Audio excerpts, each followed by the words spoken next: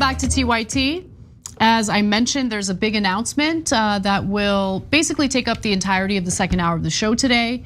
Here to make that announcement in the capacity as a guest. Points on jobs when he actually did better on jobs than Trump did. He's down 13 points from where he was in 2020. He is not going to win. I am running. Yes, I am a break glass in case of emergency candidate. It should not have been me. It should have been someone else. But unfortunately, it was not anyone else. And now there's only 4 months left. We must change course. He has at best a 10% chance of winning. Donald Trump is an actual fascist. So I am running as a proxy. I'm running to win, but I'm also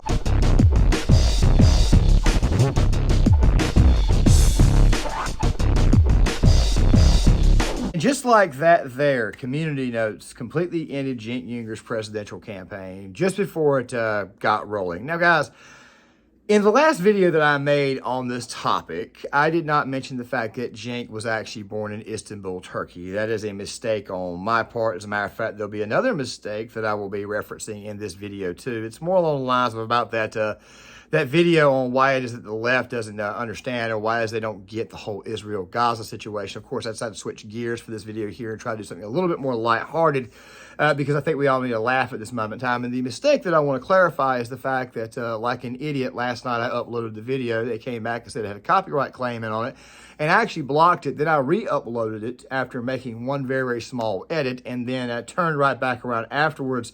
And YouTube, let's just say that I, for whatever reason, forgot that I put it in the AM section instead of PM, so therefore the video was released at 5 a.m. this morning, which none of my audience, of course, is even online at that time, but don't worry, I'll leave it in the description box, that way you guys can see it. This video here, of course, is coming out later on tonight.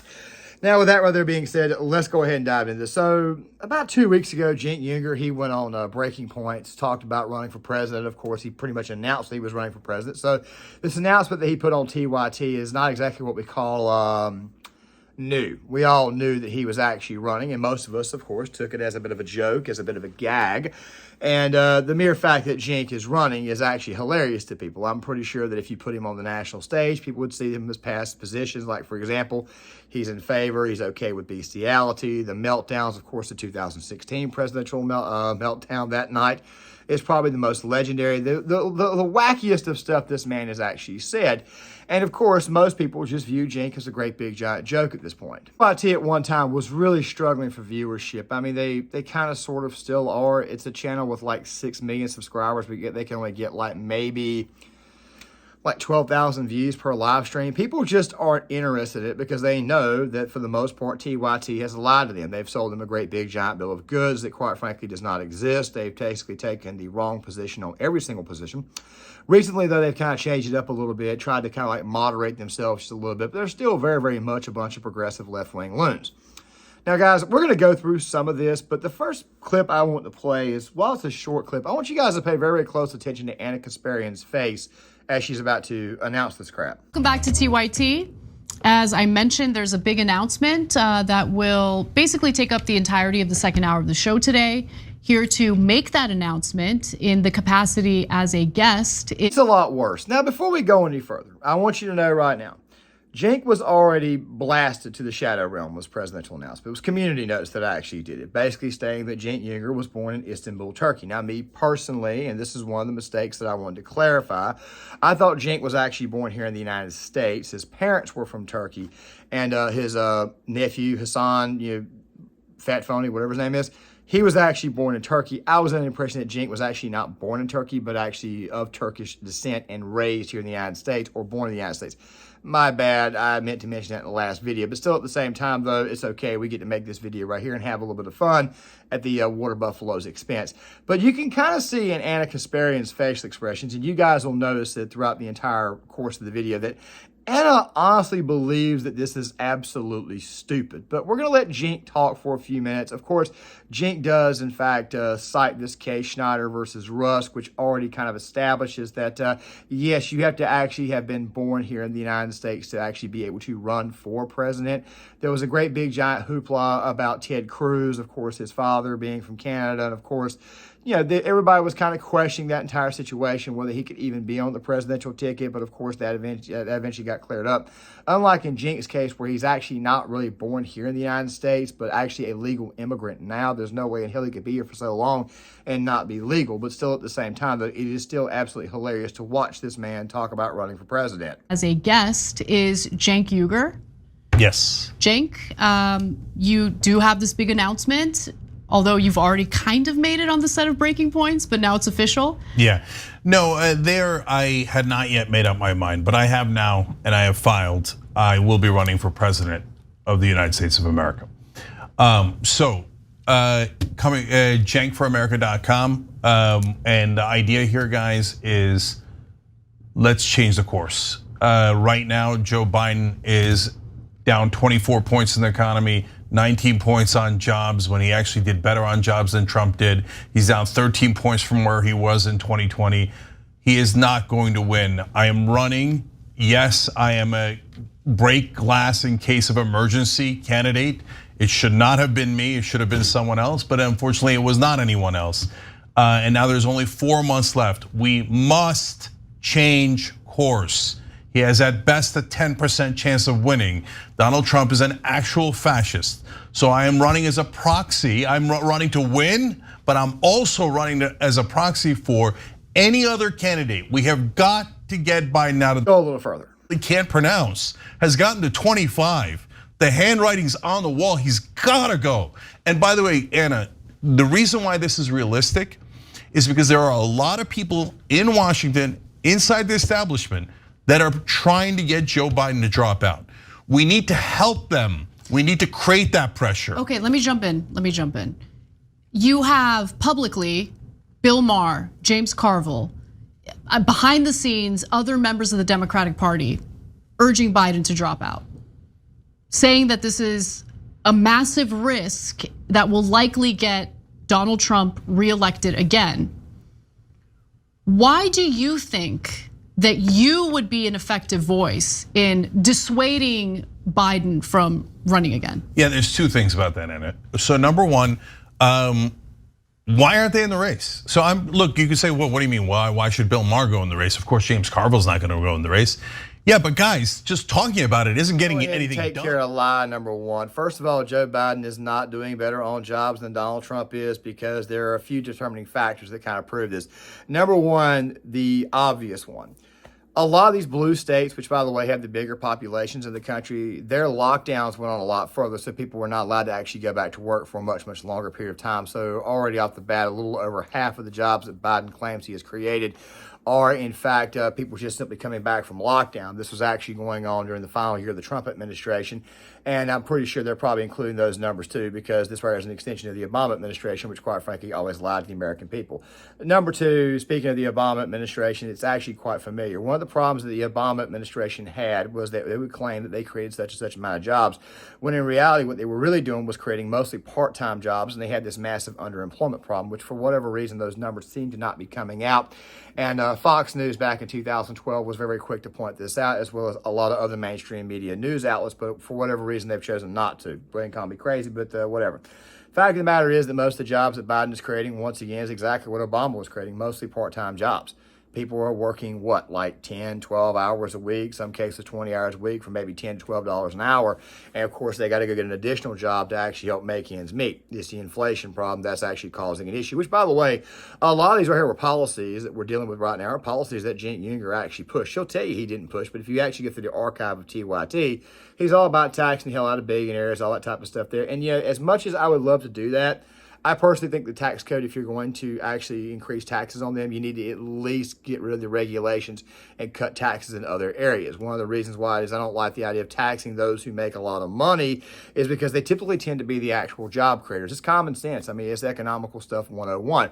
So no, Joe Biden is not doing better on the economy, and obviously the price of gas is through the roof. One of the problems that Republicans had in 2012 when Obama made the very wild statement, well, the reason why the price of gas is so high is because the economy is going good, is that we had a very weak presidential candidate who was quite frankly not very fast on his feet. That person being Mitt Romney, to be able to punch that notion right there in the face. So right off the bat, Cenk is already spouting nonsense, especially when it comes to the whole notion of jobs. Number two, as far as Biden possibly winning the election, now me personally, I've already told you guys, I personally believe that if Trump is running this time around with the polling data we've been seeing, Trump should actually win. But at the end of the day, polls really and truly don't mean anything, so therefore you kind of can't say anything. This is one of the main reasons why it is, regardless of how much or how down your candidate is, you need to go out there and physically vote. I've also told you guys that Robert F. Kennedy is more than likely going to take votes away from Joe Biden, because the more and more you look under the hood, the more and more you see an actual left-wing radical, a lot like what his daddy was. While I don't agree with Sean Fitzgerald's take where he said that he felt that Trump would lose because the unions would ultimately get their money, I disagree with him 100%. But what he's saying is not entirely untrue. It is possible that Biden could still very, very well win.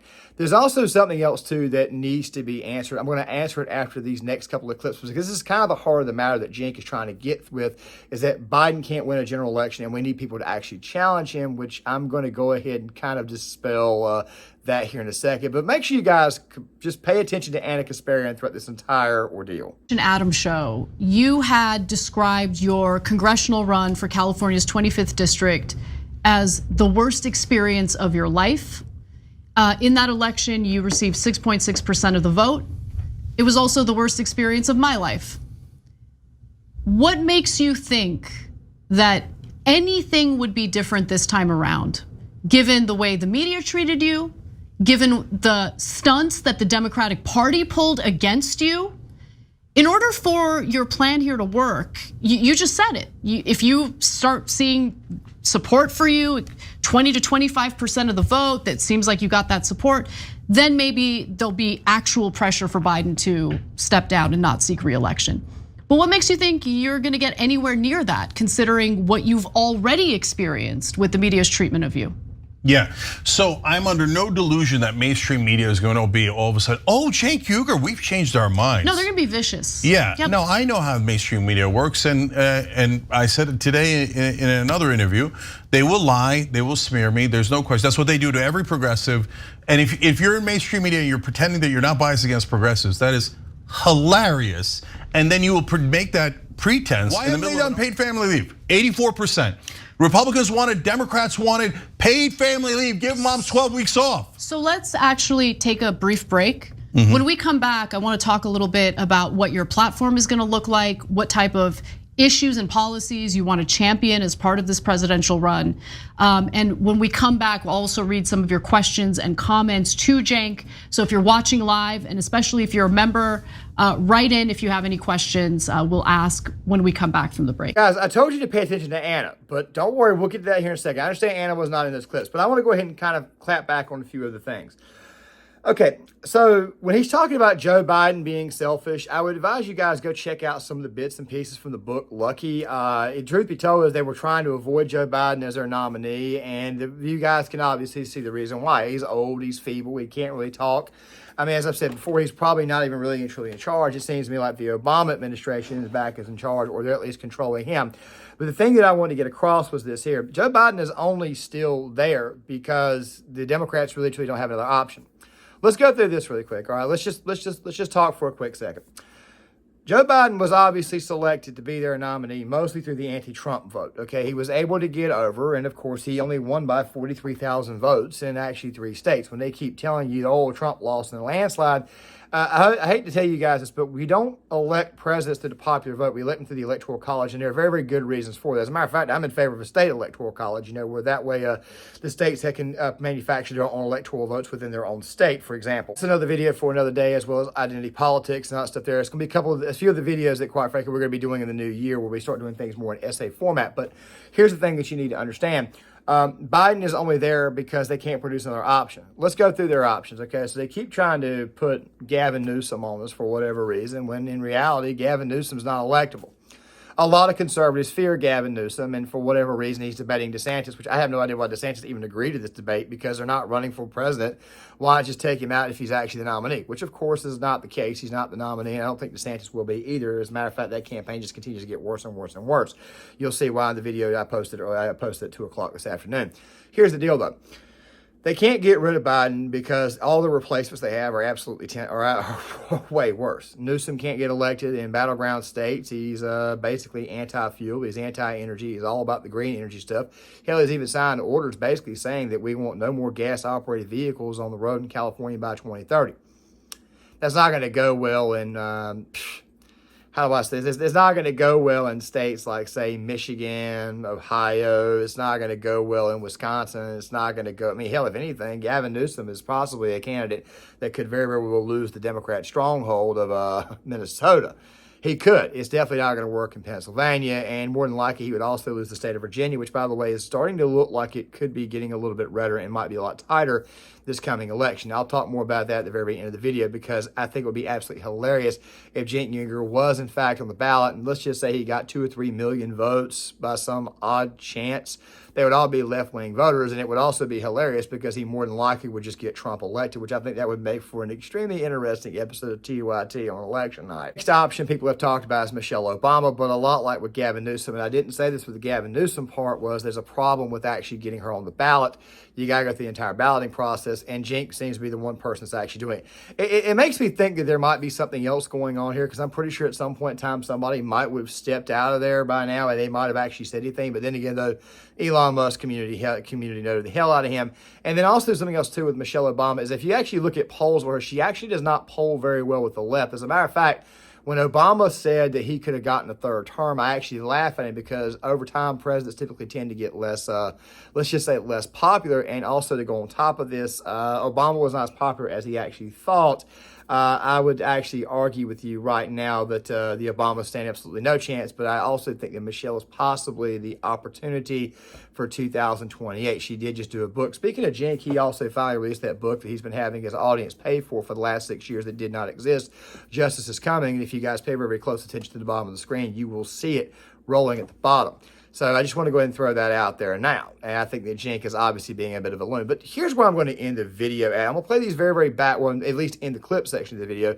I'm going to play these very, very last 2 segments. Pay very, very close attention to Anna Kasparian's body language, everything she says, because you and I both know that she knows this entire venture is stupid. 6% of the vote in your congressional race, and also to go on top of this, it was the worst period of my life. Anna's kind of telling Cenk, you know, I don't want to go through with this.